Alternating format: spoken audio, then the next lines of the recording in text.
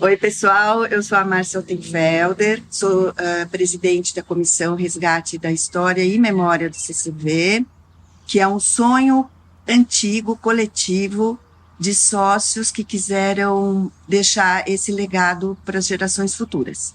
Foi um trabalho longo, feito com muito carinho, com muito amor, com a participação de vários sócios e que hoje a gente tem o prazer de entregar para vocês na forma de um livro, na forma de um museu e na forma desse documentário que conta momentos muito legais que todo mundo passou aqui.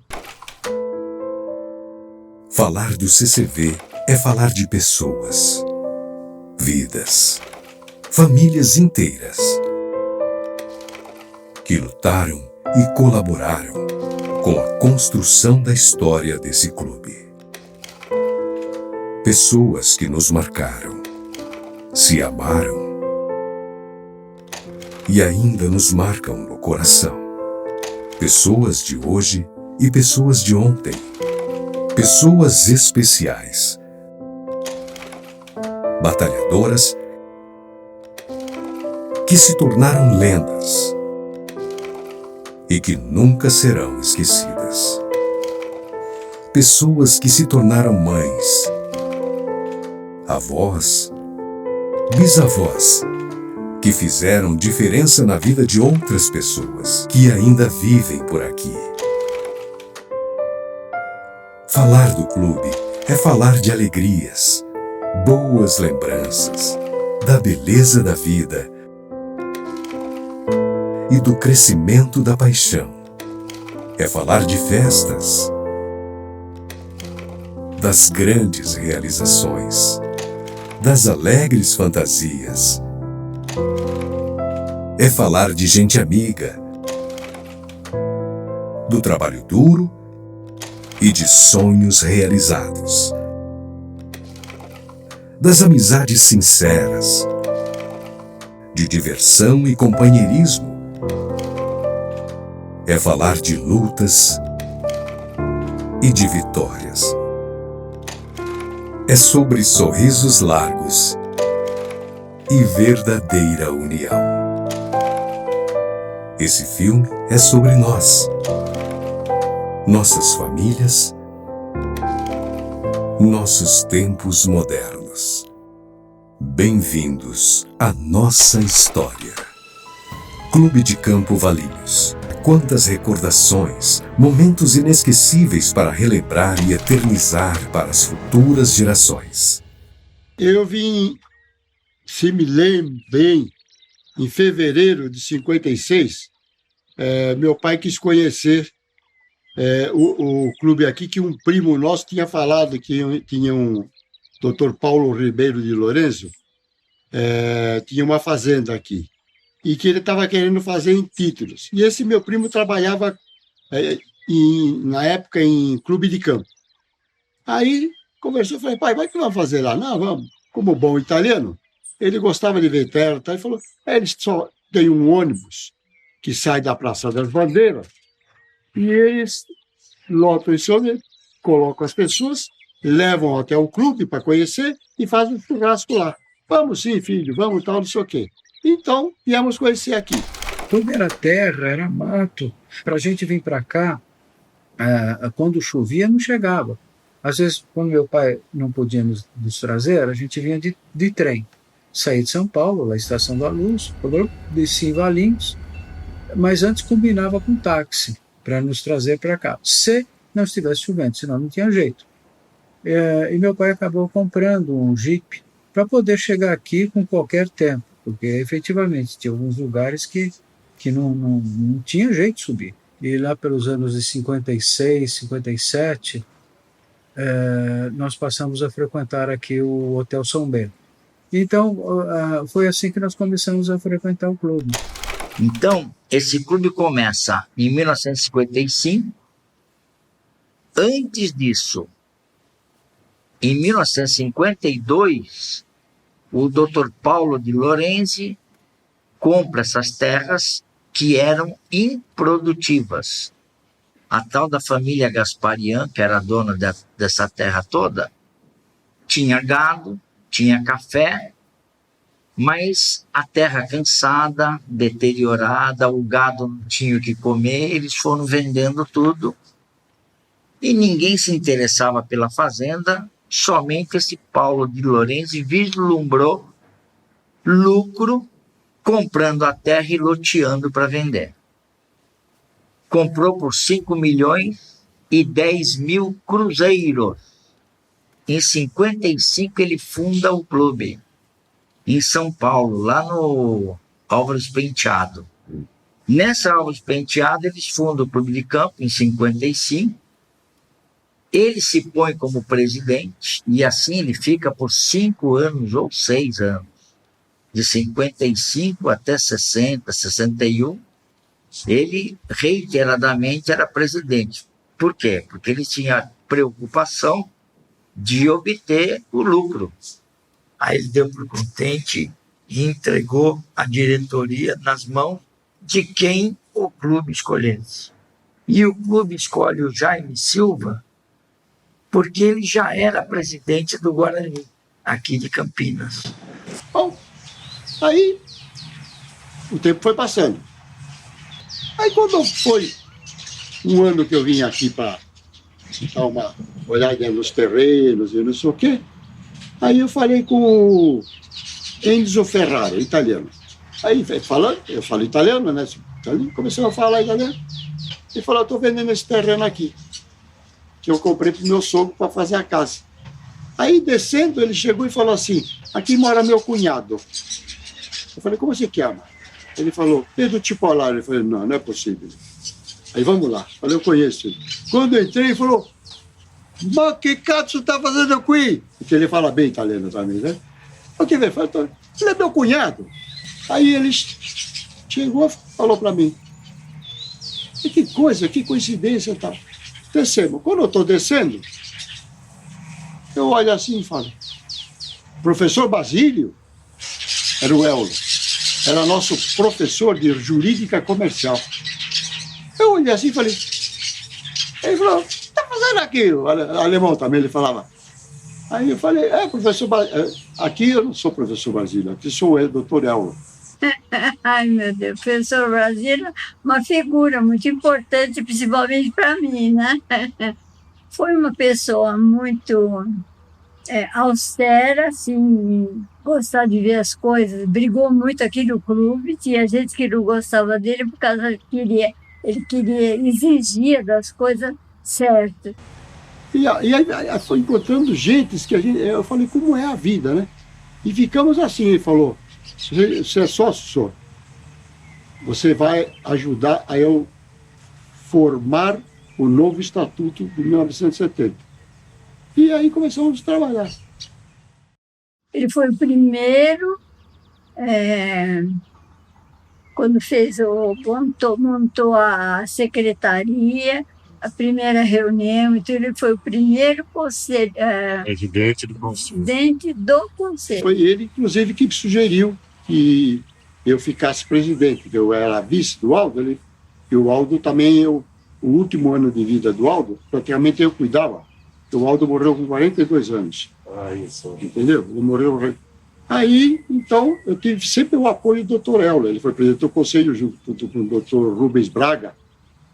E a gente deve a capela ao Rubens Braga, ao Arlindo Travalini. Eles vieram falar comigo que eu era o presidente. Bom, resumindo a nossa capela, eu acredito que ela tem uma história muito bonita. Em 1965, eu acho, e eu não me recordo, mas acho que é 65, 64, tem um documento que diz isso, 64, foi feita uma missa aqui no clube, com a pedra fundamental de se construir uma capela São Judas Tadeu. Só que o primeiro presidente do clube, que foi o senhor Jaime Silva, que era do Guarani, que foi nomeado, enfim, ele e a esposa dele, a dona Glorinha, eles eram muito devotos de São Judas Tadeu e muito católicos, que na época, né, a religião católica era uma predominância. Então eles fizeram questão de, apesar de não ter esse projeto original, de construir uma capela aqui e com o nome de São Judas Tadeu. Fez essa missa, fizeram um documento dessa ata e enterraram esse cano, na época, com essa proposta no local adequado para ser construída essa capela. E aquilo foi... em 78 já começou essa coisa de se construir a capela, mas ela foi concretizada mesmo na construção em 1980. E hoje ela está aí linda, maravilhosa, né? E muitas pessoas me perguntam, mas... e a capelinha lá de cima? A capelinha lá de cima, ela é um ponto de muita oração. E eu acredito que muitas pessoas se utilizam daquela capela lá em cima. O clube também ajuda a preservar, ajuda a respeitar o meio ambiente dentro da capela, na limpeza, na conservação. Porque a história daquela capela, ela veio junto com a fazenda, né? Como veio a casa da sede, como veio as casas dos colonos, né? Ela veio junto com essa história. E o clube preservou aquela capelinha.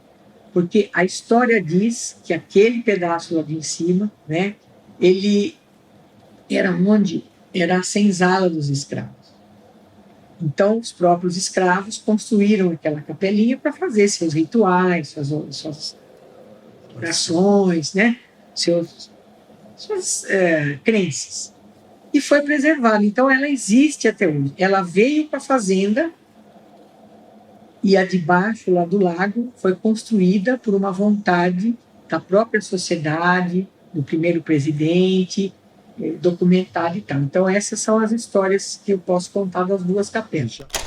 Esse clube, então, começa com cavalos, que era o grande atrativo, né? Principalmente para quem era de Santos.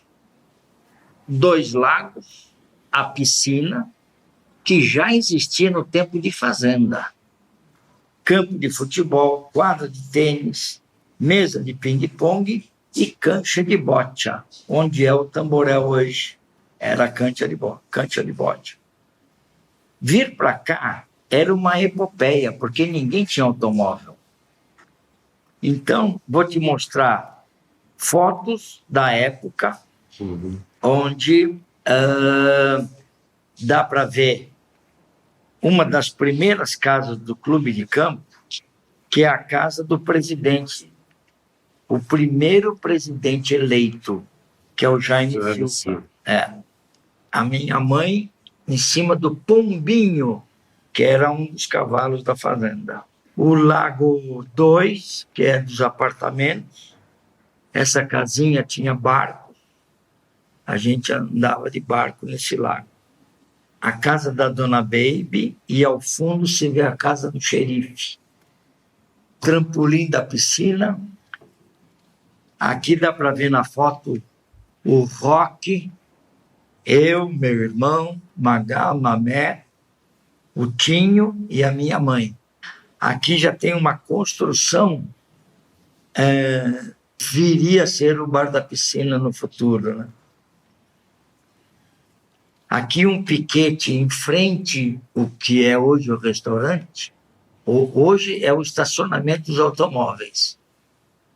O restaurante começa na sede, depois é que foi Para onde é hoje? para o curral, onde é hoje o restaurante. Eu lembro bem que o restaurante era um estábulo.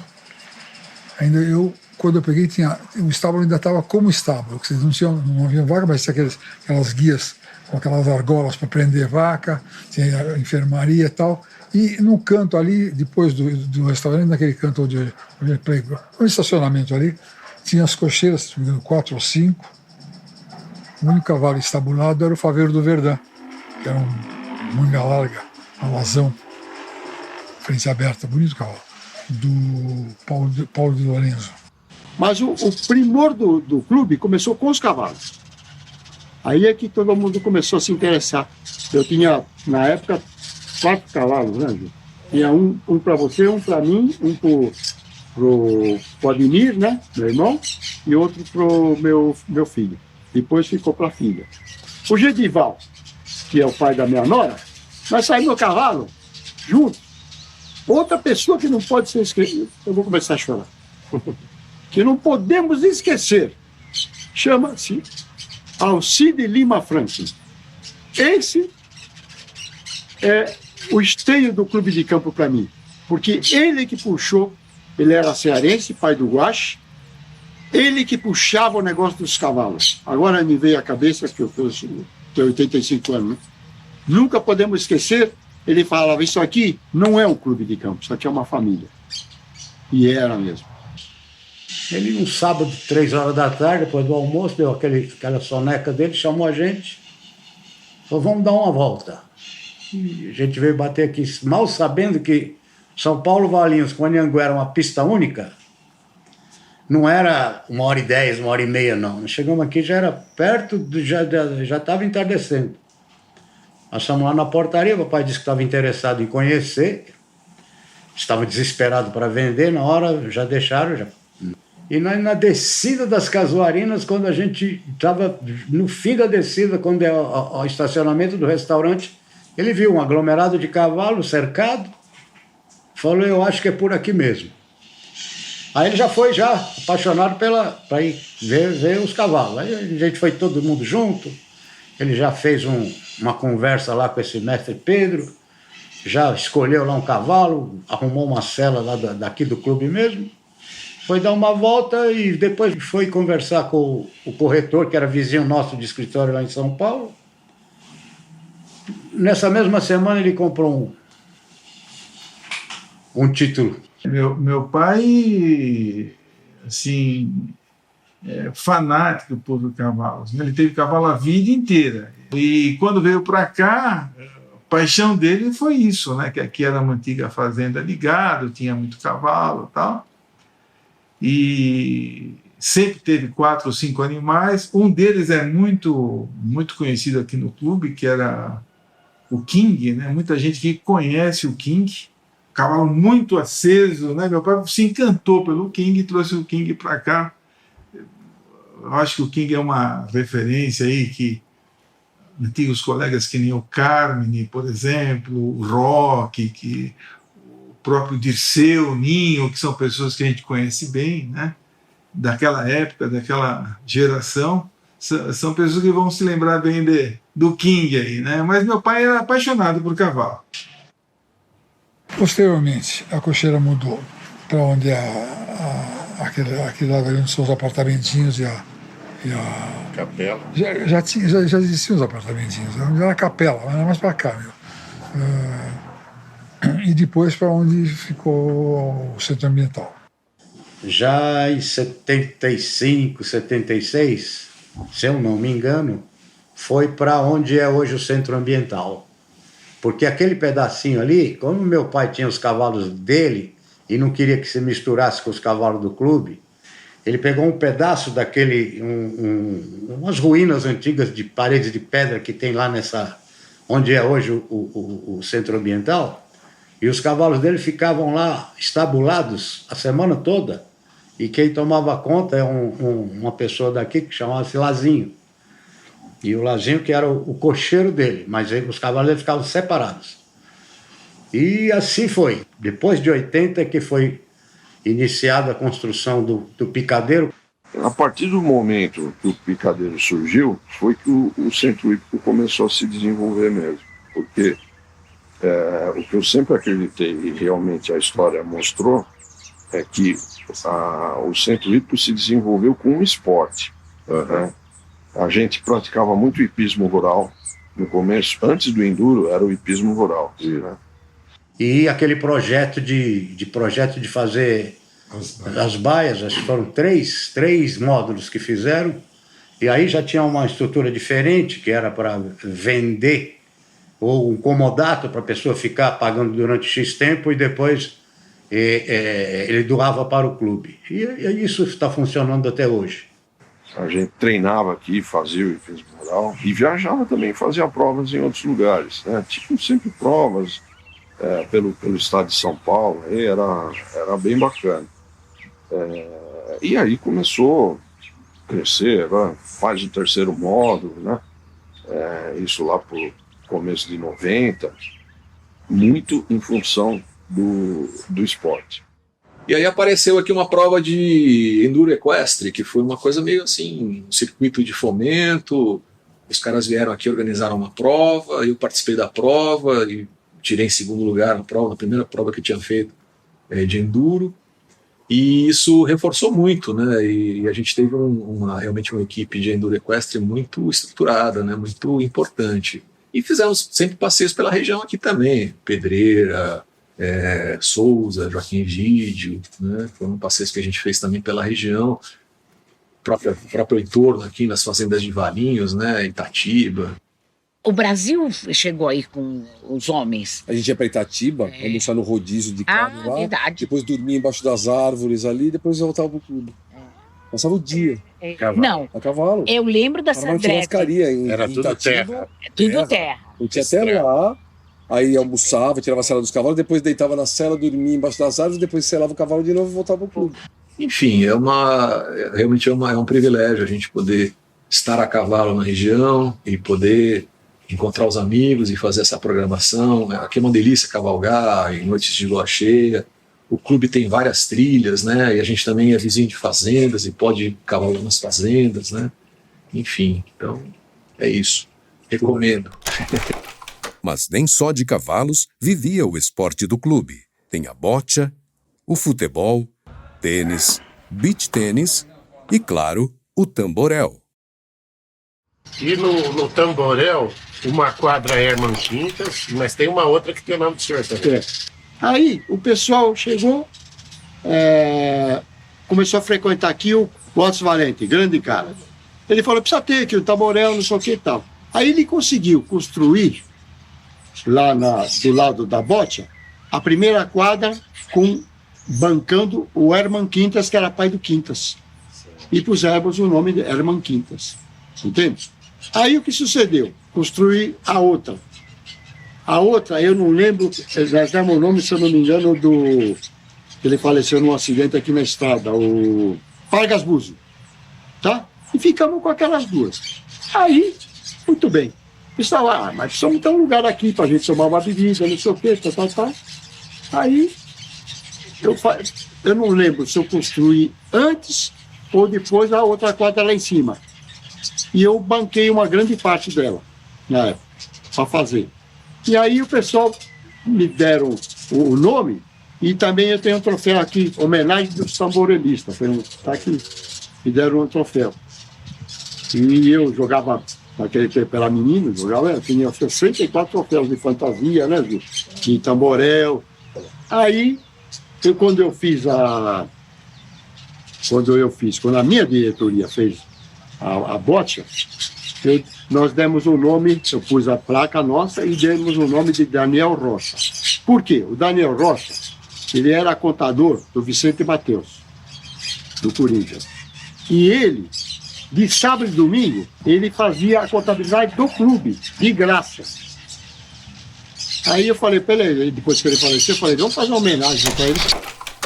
Bom, eu cheguei ao clube em 1967 e convidado por uma tia da minha mulher, que era irmã do Dr. Rubens Braga. Tinha uma quadra de tênis totalmente fora das medidas normais de uma quadra, mas eu comecei a fazer uns torneios de tênis, sabe? E o pessoal gostou. A quadra de tênis ficava ali no beach, né? Não tinha as medidas oficiais, tudo também foi com a Aurélio também, Bebiano, que foi atrás também fez, a gente praticava na época, junto com o Pedro, né, o espanhol, e o Folker na época, que ele era professor de tênis. E eu tinha um amigo, era o Pedro Fernandes Chantras. Hoje, ele faleceu, a mulher dele hoje mora aí no clube. Então, quando teve o torneio em homenagem a ele, por ser muito amigo meu, e a quadra saiu porque ele me ajudou, né? Eu resolvi fazer um torneio em homenagem a ele. E lutei para ganhar esse torneio. Acho que esse troféu aí, eu acho que é o de mais valor que eu tenho. Naquela época existia dois senhores, né? O Pedro Santos e o Aurélio Bebiano. E eles eram muito técnicos, jogavam muito tênis. E eu comecei a jogar com eles, joguei anos com eles, né? Eu cheguei apanhava dele toda semana, eu não me conformava como é que eu perdia para um senhor de 62 anos, eu só tinha 35. Corria pra caramba, era magrinha. Levei 2 anos para ganhar a primeira partida deles, tanto do Aurélio como do Pedro Santos, né? A Olimpíada Azul e Branco eram todos os esportes que se praticavam aqui no clube. Futebol de salão, vôlei, tênis, tamborel, bocha, a tranca. Tanto é que, juntamente com isso, fizeram o torneio do ovo, que era o Roca que fazia, junto com o seu Totó. Então, a Copa Roca surgiu numa empresa que eu trabalhava, e o primeiro era um ovo enorme, de 2 quilos. Então, essa foi a ideia, porque todo mundo, os filhos, tal, foram torcer para ganhar os ovos, né? Aí surgiu a ideia de fazer aqui no clube, já que a gente tinha o meu sogro como grande incentivador, né? O Totó, e a gente chamava ele de Barney. E começou assim. Começou aqui em casa, o primeiro torneio fui eu que ganhei, foram 30 anos, todos os anos, tabelas com incentivo de todo mundo, o Clóvis botou, o Rui Perussi,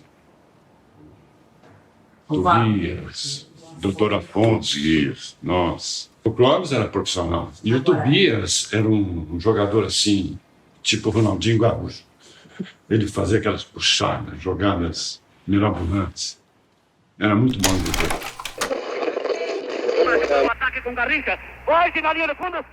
E o campo de futebol era terra.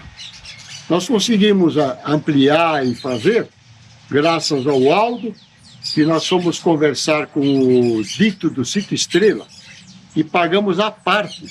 Fizemos uma vaquinha para gramar, para a gente jogar futebol. Aí que começou o futebol do clube também. O Pé na Bola começou em 1980. Inclusive, quem trouxe para cá o Pé na Bola foi o Caleta, que trouxe lá do Aramaçã. Foi introduzido aqui e o Pé na Bola, a princípio, tinha um colegiado. Esse colegiado escolhia os times e os jogadores. E fazia um sorteio por notas. E as notas eram dadas de acordo com a categoria de cada um, lógico. E depois era selecionado para que não houvesse um time com nota muito maior, ficasse muito mais forte que os outros. Olha, no Pé na Bola, eu morava em Santo André. Nessa época, bem mais de novo, jogando tamborel. Aprendi a jogar tamborel. Aí, nessa época, eu conheci o clube, cheguei aqui, vim várias vezes, trouxe o pessoal de lá para jogar aqui também, até com ônibus. Foi um negócio muito bom, uma farra total. Teve inclusive a inauguração do Pé na Bola, tudo tal, com o Quincas também, que colaborou muito aqui com esse clube, viu? E como que era aquela história das solteira versus casada e tal? Futebol. Olha, minha mulher jogava contra a minha filha, a Vera jogava contra a filha dela. Então, teve um dia que teve até uma discussão muito gozada, a Vera com a Marinês, lembra? Aí teve que entrar no meio os homens lá para patar, não sei o que, estavam discutindo. E tinha também as crianças que jogavam, né, o infantil, tinha o juvenil e tinha os casados e solteiros.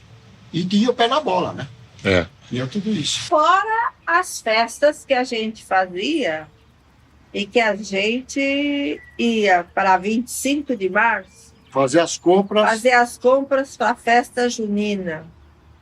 Sim, eu ia sempre com 4, 5 mulheres para me ajudar, porque não dava conta. A gente ia 8 horas da manhã e voltava às 5 horas da tarde. E no final de semana era muito comum nós nos reunirmos uma vez na casa de um, outra vez na casa de outro, e sempre muitas festas, muitas alegrias. O clube era só alegria, a criançada toda, nossos filhos, tinha a turminha deles, e viviam passeando nesse clube, tudo muito tranquilo, tá? Os cavalos eram soltos, os cachorros soltos, enfim, era muito bom. Enquanto a gente estava nas festas, a criançada estava passeando, e qualquer coisa que viesse a acontecer, nós sabíamos que tinha muita gente para socorrer.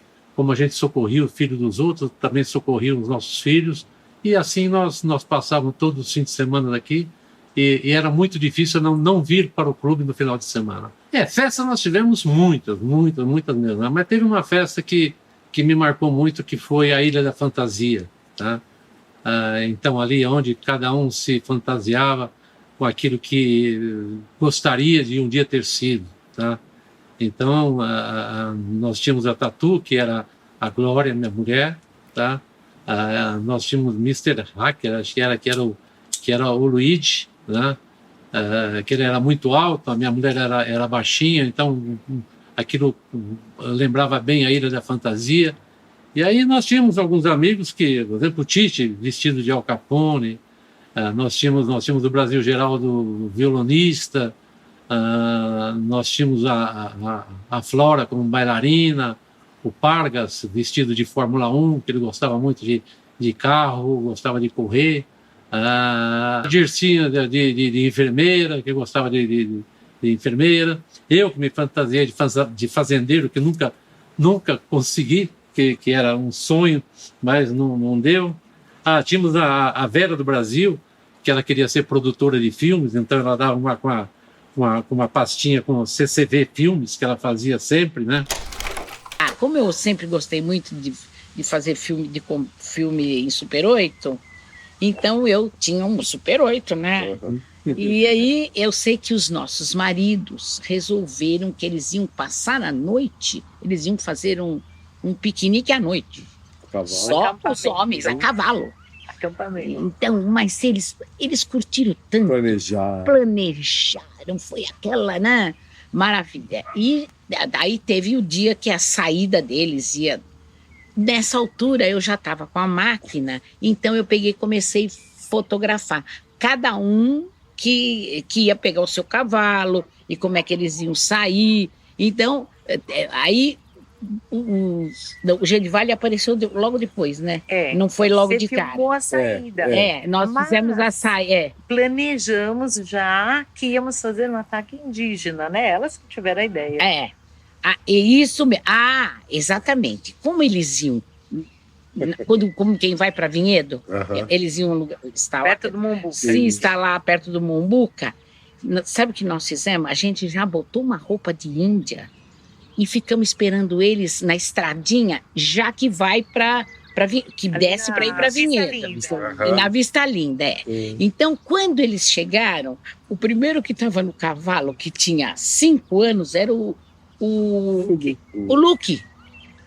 O Luque, um menino, né? Exatamente. Eu sei que filmava e tal. Quando chegou lá, nós fizemos que os índios tinham aprisionado eles. Todo mundo teve que descer do cavalo e eles ficaram presos. E, né? O Luke foi amarrado na árvore, ficaram tudo em volta. Exatamente. E à noite, elas se vestiram daquelas mulheres de cabaré e foram encontrar os maridos lá no acampamento. Aí eles crentes que eles iam ficar, então, sossegados, olha eles, né? Pronto. Elas foram. Aparecemos todas nós lá no acampamento vestida de. Isso. Então foi legal. Mas depois, para o filme encaixar, a gente usou a casa do Guache para dizer que lá era um salão. E do Gedival. Um salão. É? Do Gedival também. Também. Na casa do Gedival. Salão, a porta era assim, exatamente. Então, em 2 casas a gente foi botar as mulheres todas. Com copo, com isso, com aquilo. Tinha jogo, tinha cadeia. Tinha briga. Tinha briga por causa de dinheiro. 4 asas. McPlace, você está trapaceando. Calma, Master. O que houve? Nunca vi baralho com 5 asas. Seu cão trapaceiro.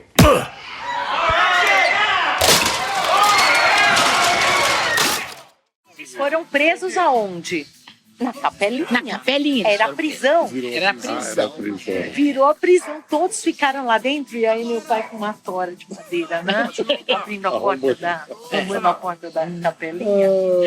E ele saindo. E quem estava junto lá e que falava muito alto era o meu nome dele, o Flávio Ranzani. Flávio é o pai, né? Exatamente. Então, ele gritava com uns negócios na mão que saiu tudo. Isso. Não, foi. Aí o Edson, junto com o Guache, montaram o minha mãe fez a edição. Deram nome para cada um. Para cada personagem. Cada personagem. Homens calejados pela violência partiram em busca do desconhecido. Estrelando Sunday Good Place. Ed Andy. Rennie McPlace. Ed Middle. Enfim, e o clube era assim, a gente procurava sempre um motivo para reunir, né, e aproveitar ao máximo o nosso fim de semana aqui.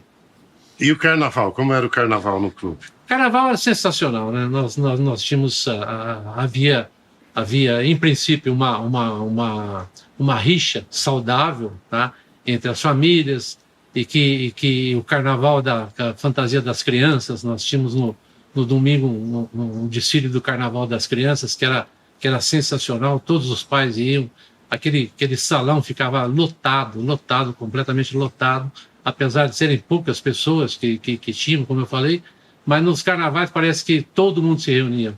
Os adultos também, nós nos fantasiávamos, havia o futebol das mulheres, o futebol... casado solteiro, e o campo de futebol era de terra, e fazíamos aquela brincadeira, normalmente chovia, fazíamos aquela brincadeira toda. Então o clube no carnaval ele era muito animado, tá? Muito direcionado para esporte, que no carnaval nós fazíamos todos os campeonatos de todos os tipos de esportes que podia ter, que o clube tinha condições vamos dizer assim, de apresentar. Nós fazíamos o campeonato. Então, na terça-feira havia o baile, o último baile, com a entrega dos prêmios, dos esportes. Era muito bonito. Os troféus. O clube de campo, os troféus todos. O clube de campo era sensacional. Tá? Quem viveu, quem acompanhou, sabe que era muito bom.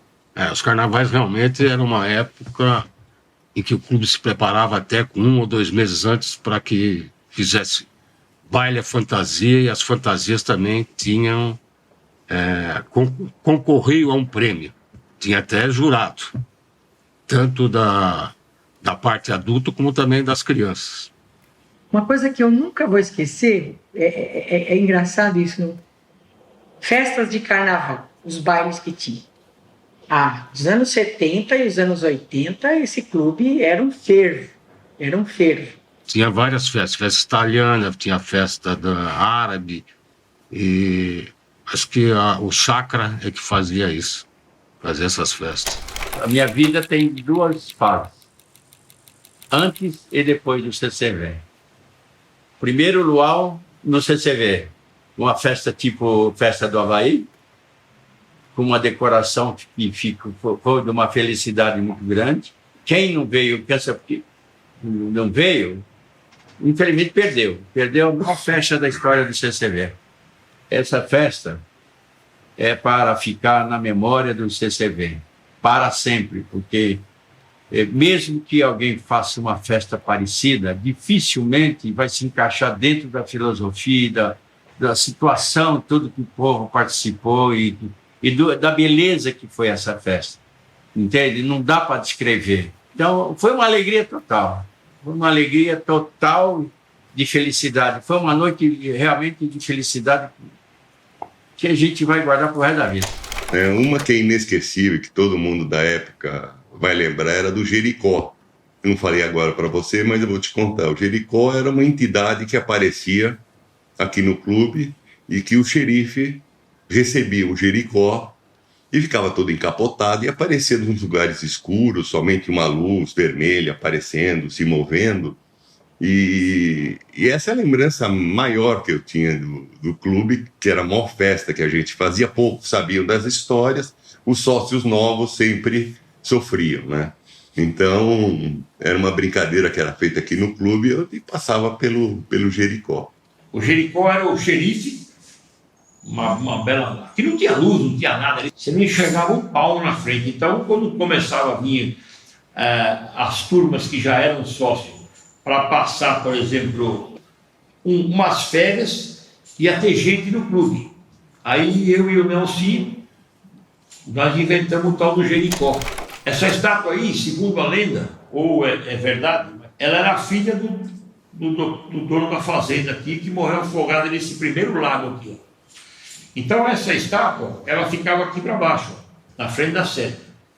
E ele fez a estátua lá. Só que dessa estátua, a gente que eu quero dizer, eu, na minha maldosa brincadeira, contava as histórias aí que essa estátua, depois que colocaram lá em cima na piscina, ela não gostou do lugar dela lá e ela descia toda noite para o lago onde ela morreu afogada. Entendeu? Ela descia. E a gente estava no escuro, no meio do parque, lá viu uns vultos brancos passar e era ela que estava descendo para o lago. Essa foi a história que eu inventei, né? Aí não sobrava um também. Os caras acreditavam que era a alma da mulher que ia para o lago, lá onde ela tinha morrido, né? Bom, essa é uma parte da história. Certo. Conseguimos resgatar uma pequena parte da nossa história, contada pelas pessoas que viveram esses momentos especiais. Belas recordações que ficarão em nossa memória para sempre. Eu me lembro da gente subir na capelinha. Aliás, de qualquer lugar desse clube, você olhava, você via o clube inteiro. Isso aqui era devastado.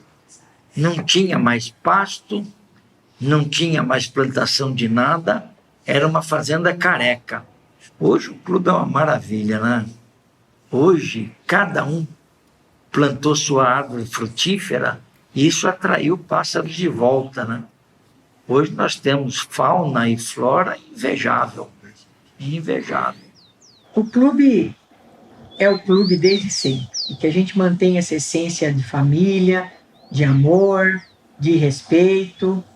E novos e velhos somos uma coisa só. Temos o mesmo objetivo. Viver nesse lugar maravilhoso que meu pai chamava assim. Aqui é o paraíso na terra. Paraíso associado com paz de espírito, uma coisa desse sentido. Assim, o clube para mim é isso. Eu costumo dizer para os meus amigos externos que quando eu morrer eu não vou para o céu, porque eu já moro lá. Então é isso que eu penso do CCV. muita gente fala que é o paraíso, né? Eu diria que é o melhor lugar para se viver que eu tenha conhecido nesses últimos 30 anos. É o lugar onde encontrei o amor da minha vida, construí uma família maravilhosa, criei meus filhos aqui e hoje a gente mora aqui. Isso é o clube para mim, minha vida. Ele é tão diferente que ele apaixona e ele cria isso. E eu acho que é isso que faz dele especial. Ele não tem comparação. O clube, para mim, realmente é uma família. Que é um lugar excelente para as pessoas viverem, né? Eu não tenho dúvida de que esse é o lugar, é o meu lugar. E outra coisa que é bom a gente agradecer também, é que é muito importante no clube, os funcionários. Os funcionários. Os funcionários dão o sangue pelo clube, não é só pelo salário. Cada funcionário que eu tenho aqui, são um amigo e um parente que eu arrumei. E todos os que estão aqui, o clube não seria, nem os que passaram e nem os que estão aqui hoje, que tem funcionário aqui com mais de 30 anos aqui no clube. O clube não seria o que é hoje sem eles. Bom, eu posso dizer que eu sou meio fundador do clube também, porque meu pai foi um dos primeiros funcionários do clube. Quando a fazenda virou para clube, e eu praticamente nasci no clube, né? E aí morava naquela casa que fica no centro ali, que acho que é Casa 1. Cresci na casa do Dr. Ayrton de Andréia, conhecido com a casa da Dona Baby. A minha mãe trabalhou lá há 45 anos. E eu nasci nessa casa, cresci nela. E sempre fui amigo do Fernando, que era neto dela. Brincava com ele. E aí a gente saiu dessa casa e foi morar na colônia, onde eu fiquei lá até os meus 19 anos. Que aí foi quando eu casei, que eu fazia meu catecismo. Na escolinha, quem dava o catecismo era a Dona Gilda, Dona Rosa. Sei que era um grupo de senhoras aqui que dava o catecismo pra mim. E aí a gente estava para casar, e o Arroz, que eu conheci a Rosa na colônia, aí sugeriram, por que a gente não faz o casamento teu na igrejinha? Então, aí de padrinho, nossa, que legal. O padrinho foi o Coronel Mocer e a Dona Dirce, que hoje não estão mais aqui, né? Mas, nossa, puta pessoa. E pro lado da Rose? Lá da Rose foi o seu Walter Freitas, meu padrinho, e a Dona Gilda. Também que não estão mais aqui também. Oh, que saudade, viu? Foi muito bom. E quem tocou no meu casamento foi a Dona Célia. Dona Célia, a mãe dela foi a que cantou Ave Maria. Nossa, até hoje quando eu me emociono, lindo. Eu amo o clube, meus filhos amam, o que eles amam a gente acaba amando também. Tenho 4 filhos aqui dentro, morando aqui com netos, muito bom. E a mensagem para o pessoal aqui do clube é para cuidar muito bem disso daqui, que isso aqui faz parte da vida da gente, né? Eu posso dizer que toda a minha base educativa e esportiva foi graças ao Clube de Campo. Então, o que eu diria aqui para o clube? Que continuasse, desde que eu vim aqui a primeira vez, a mesma irmandade, mesmo os sócios novos que estão vindo, que se entrosem, porque quando eu esperaria que o meu filho casasse com a filha de um amigo meu que andava a cavalo? E muitos outros casamentos, né, tiveram aqui dentro do clube assim. Mais de 30. Já, né? Mais de 30. E isso reforça o que eu acabei de dizer. Se tornou uma grande família. As pessoas chegam aqui e elas não conseguem entender o que é o clube, mas elas sentem no coração que é um negócio diferente. Então define o clube em uma palavra. Vida.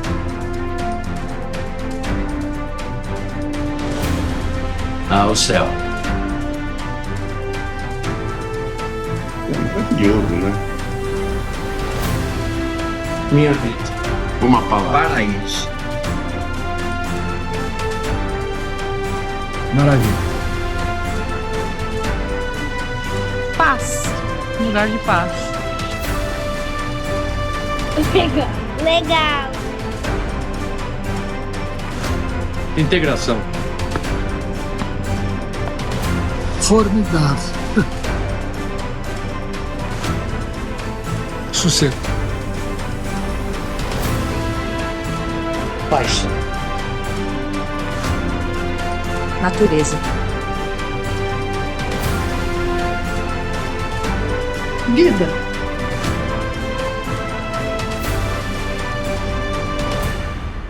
E o que a senhora mais gosta do clube? Por aqui. As transformações no clube são uma constante, mas sem perder sua essência, com uma natureza exuberante, um lugar especial, com pessoas especiais, uma grande família que não abre mão de suas tradições.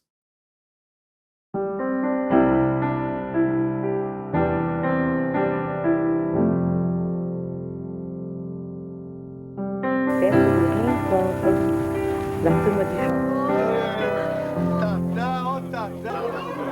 Eu só vi do incêndio e 54. Aqui dentro tem tchau.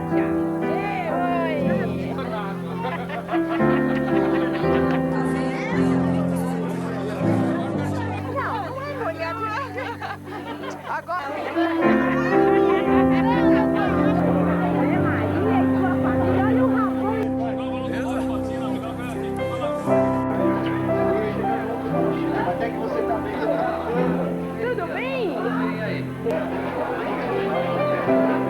Esse é ouro da casa.